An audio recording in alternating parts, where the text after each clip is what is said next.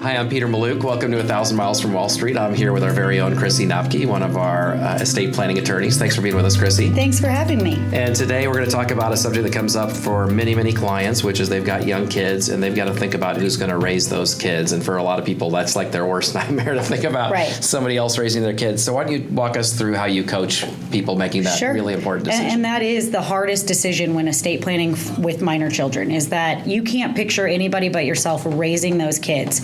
And no one's ever going to do it as good as you would do it. And so it's hard to finally sit down and pick those people. Well, some people might be able to do it better than I can, but no, I definitely know what you're saying. No one thinks anyone can do it better, for sure, right? Exactly. And so you got to kind of think about everything. So geography, where would they be living? So if something happened to you and drastically they were uprooted because their parents passed away, would they have to move across the country? Would they have to go live in California and they're used to a Midwest life? That could be pretty drastic of a change. It means a school change. It means a lifestyle change. It means a community change. Everyone that they're used to being in their daily life is now gone. And so that comes into play about where are those people physically located, and if they had to go there, where would they be? Second, I always talk about personality. So personality is a big thing. So, I have two kids. I have a boy and a girl. My boy could be sent off with a pack of wolves and do completely fine and be happy all day long.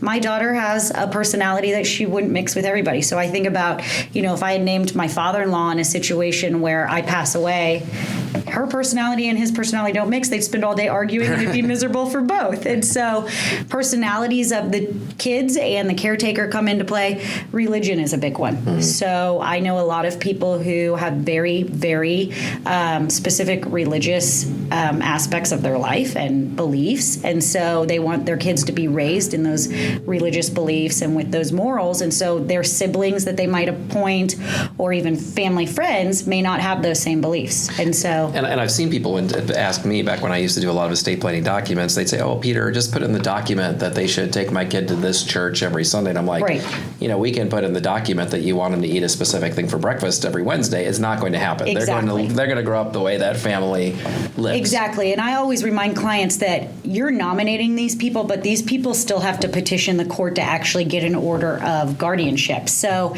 they're going to do what's in the best interest of the kid. So if the judge thinks that Jeff, who is not Catholic, is going to raise your kids better, but isn't going to take them to church on Sundays, he's not going to enforce that, but he's still going to let Jeff be the guardian. And so, you can put, I have clients that, want us to draft, well, they have to live in Kansas City. If they don't live in Kansas City, then they're not going to be the guardian. Well, having a family as a guardian is probably better than them going to a foster care system. Yeah, I had a client in Manhattan, so it's very important that my kid grew up in Manhattan, so they had in their documents before they came to us that the sister was going to have to move to Manhattan to raise the kids. Well, the sister's not going to move. Right. I think she was in San Diego or something. She wasn't going to move to Manhattan to raise the kids. And sometimes, people want to insist that they live in their house. Well, that depends on the financial situation and the actual guardian. Can they uproot their life and go live in your house to raise your kids until they're adults? And so a lot of those daily, things that we just kind of overshadow as we go through life, but the bigger picture of how we raise our kids, the guardians you pick need to kind of be in line with those choices. And I think the way you started it is the most powerful point about what's life going to be like for that kid. And I tell my clients, just imagine that you lost your loved one, whether it was your spouse, let's say, and then a few days later, I'm moving you to a different state, different city, different set of friends, whatever clubs you were in, it's now different people. How traumatizing is that, right? Exactly. When you need your friends and all that stuff. Losing a parent alone is so traumatic, and then to kind of be uprooted from everything you know. Your baseball team, your dance team, your teachers. So really try to think about what would life be like for that kid, and that's the best advice I think you can give. So thanks for sharing with us today, Thank Chrissy. you for having me. This commentary is provided for general information purposes only and should not be construed as investment, tax, or legal advice.